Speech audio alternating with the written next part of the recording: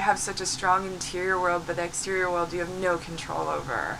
And so there's something so vivid about a rainbow because it's so beautiful, but it's like, it's something that's had to come from like insane storm clouds and, you know, like clashes, and it has to be from that. We're in a culture where everyone's born a drug addict, whether they're taking drugs or not. Like, we're in an addictive culture, so it's like the only way that I feel like we can really relate to people is get past all the labels of like, you know, that this person is college educated or not, or sober or non-sober, or like they know fashion. They don't just be like, hey, you're lucky to be here right now. There's people being bombed all over the world. Like, I want to find out why I'm illuminated to this vibe. Like, how am I seeing it? Because it's like we're in an era that's going to be fresh, and in 2 minutes it's already getting older. Because I grew up traveling, so I didn't consider myself from one part of the world.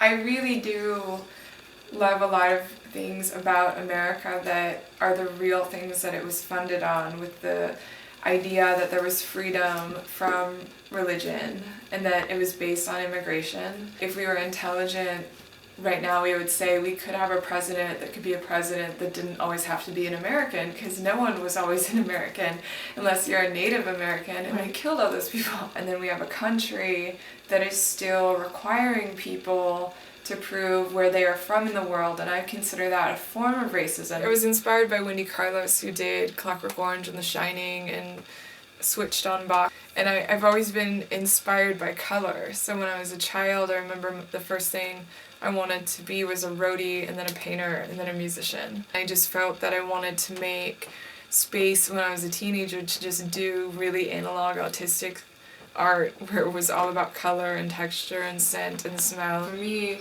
my fashion was that, you know, I could go into certain people's homes, and as a kid I was so dressed up always, and I felt like people were very respectful, and I got used to having this outlandish dress that people really saw as art, and that I felt like to see in a society where women aren't allowed to show their face or they might get hit, you know, that's crazy to me, or that I'm very androgynous looking, and some people are very scared of that. I like other people's closets because I think it's interesting to see how did they get to this point where they have all this shit. The thing is like, I'm a loner that has known a ton of loners. I'll be here and I'll be really excited to just be here, and I don't like movie premieres and all that crap and stuff that goes on, but I do love dressing up for a house party. That's my main, you know, that's when I really love being dressed up and being at home and being like an ornament. I got this at Alexander McQueen, and it was on sale, and they had said that no one was really buying it, which I thought was interesting, that nobody was buying a rainbow outfit like this, and I had been thinking about it for like a year and a half, and they still had one that was severely marked down, and I made a deal with the devil to not eat much for a couple months and just get this dress. This dress is a cobweb dress that I found in Hollywood, and I feel like it reminds me of all the things I love about living in Los Angeles, that you can find these like insane pieces that you know had to belong to somebody that you would have loved to have hung out with, but you're never going to meet them. Bought it because I still was interested in that I live in a gun country. I think it's kind of funny. So here's my gun dress, Betsy Johnson.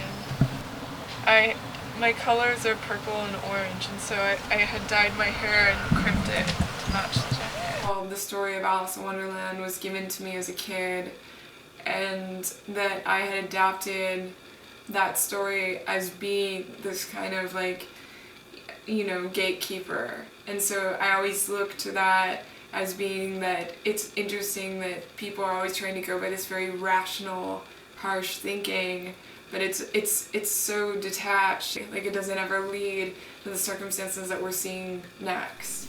Henry Darger, who's one of my favorite artists. He was a janitor that was an outsider artist, is what it's been titled as, but basically he was just an extremely compassionate, brilliant man that made this book that was the largest illustrated book found. It's called In the Realms of the Unreal, and I feel like it is one of the most beautiful books. Just the way that the colors were in the book with the words, it makes me think, like when you see an object, how objects can kind of switch with words is the art that I'm interested in.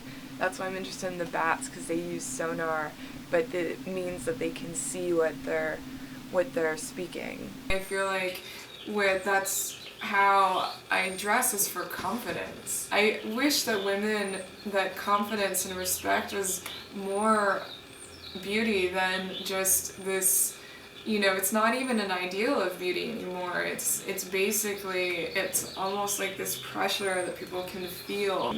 There's women that are 80 that rainbow their hair and dress up just as crazy as me, and I love that. I think with clothing, it's like what do people take for granted, or what is it about money or color or texture or age or all these things that seem like it's restricting people? What are the labels that they're dripping with that are making them feel so strange? Saying there's a designer like Rodarte, and I feel like they have presented an interesting battle in the fashion world as these designers that make these really intricate, beautiful clothing.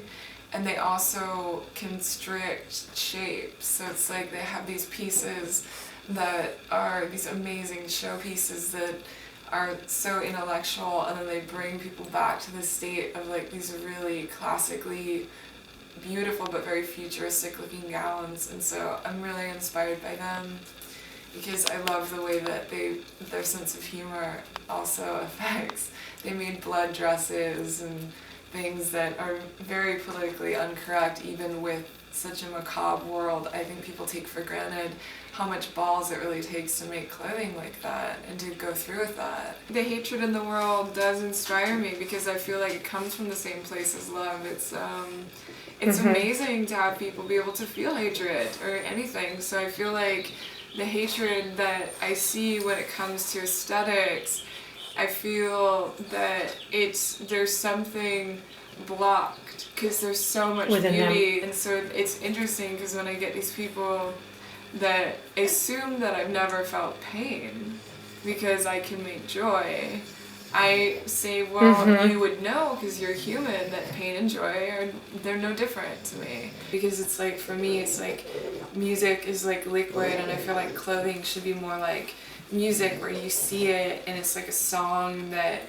you love. So it shouldn't really be about something that's trying to fit in or out of the world. It should be something that's like bringing people closer to the world. I'm not a political person, I'm not a religious person, but I am born as a child to this planet, seeing it as being a really beautiful space, and that there's endless people that want to help cultivate it. And that to have optimism, I feel like, is taking everything one day at a time. It's not a fanaticism for an apocalypse or for a savior or for an antidote, other than if you want to see something, you have to start talking about it and being interested in it and being able to be right or wrong and to change your mind multiple different times.